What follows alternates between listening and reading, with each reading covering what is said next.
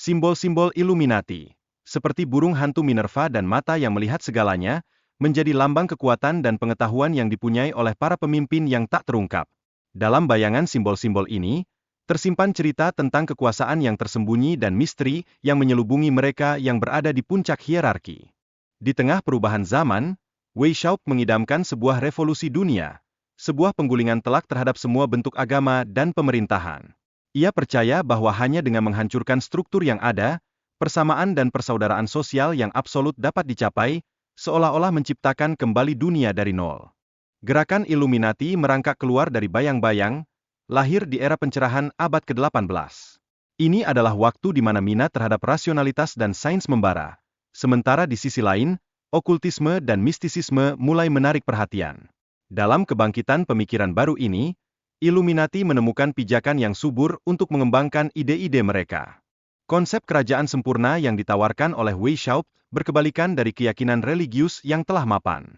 Ia menekankan bahwa perubahan sejati harus diciptakan oleh manusia itu sendiri, bukan diserahkan kepada entitas yang lebih tinggi, menciptakan jalur yang berani bagi pemikiran yang progresif. Dalam upaya mencapai ambisi besarnya, Wei Xiaope mendorong penggunaan metode rahasia di dalam organisasi.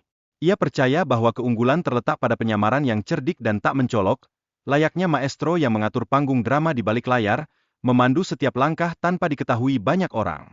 Meskipun dibayangi oleh beragam tantangan, Bavarian Illuminati tidak bisa dianggap sebagai organisasi yang gagal. Mereka tetap beroperasi dengan cara yang berbeda, beradaptasi dan bersembunyi di balik tirai sejarah, seolah-olah bayangan mereka terus mendekati peluang baru untuk berkembang. Wei Xiaope, dalam pembentukan visinya, terpengaruh oleh struktur pendidikan ketat para Jesuit. Belajar dari mereka, ia memahami pentingnya argumen rasional dalam mencapai tujuan yang diinginkan, dan disinilah ia merumuskan strategi propagandanya yang cerdik dan mengena. Ketika Jesuit dibubarkan, Wei Xiaope melihat celah emas untuk memperkuat posisinya. Ia memulai Illuminati sebagai alternatif, yang terinspirasi oleh struktur otoriter Jesuit itu sendiri, menjadikan organisasi ini sebagai wadah baru bagi ide-ide revolusioner di tengah kekacauan. Menariknya, Wei Xiaope memandang Freemasonry sebagai sarana ideal untuk menyembunyikan agenda Illuminati. Dengan memanfaatkan kerahasiaan dan daya tarik masyarakat terhadap organisasi ini, ia merekrut anggota baru melalui lodges, menjalin jaringan yang tersembunyi namun kuat.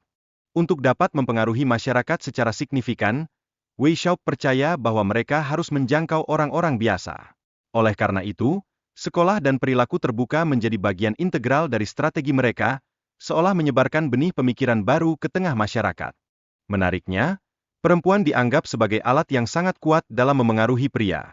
Illuminati berusaha meraih kepercayaan dan pengaruh di kalangan perempuan, menggali potensi ini untuk mencapai tujuan mereka tanpa disadari, mengatur strategi dalam bayang-bayang. Namun, keanggotaan di dalam Illuminati bukanlah sesuatu yang mudah. Dengan ketat, individu harus sepenuhnya patuh dan rela melepaskan identitas lama mereka, karena setiap tindakan dan pemikiran mereka diawasi dengan cermat, menciptakan ikatan yang tak terpecahkan. Di balik tirai rahasia ini, Illuminati memiliki struktur hierarki yang rumit.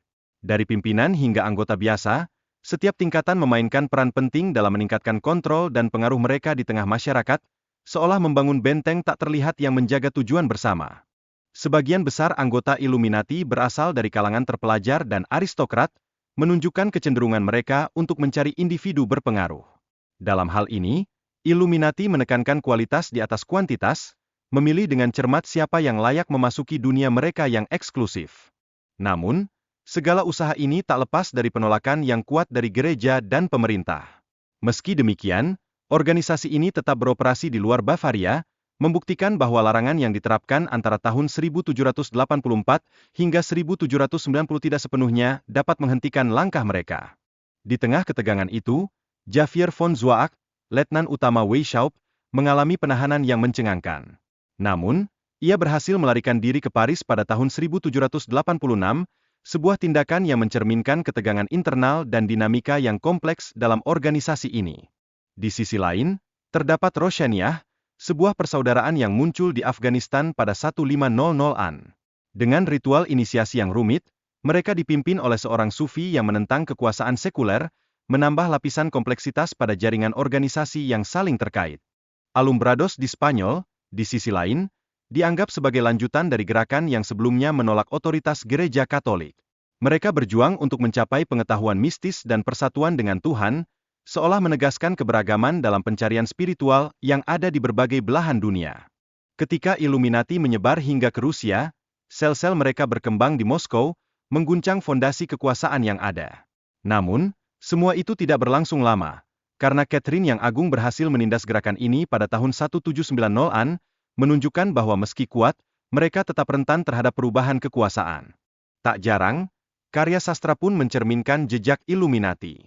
Sebuah karya seperti Frankenstein, karya Mary Shelley dianggap sebagai alegori penciptaan Illuminati, menggambarkan bagaimana monster yang diciptakan dapat berbalik melawan penciptanya, merenungkan konsekuensi dari ambisi yang tidak terkelola. Sepanjang sejarah, Illuminati seringkali dihubungkan dengan berbagai gerakan radikal, termasuk Revolusi Prancis dan gerakan Bolshevik. Dalam setiap langkah, mereka menjadi saksi bisu perubahan yang mengguncang dunia dan menantang tatanan yang ada.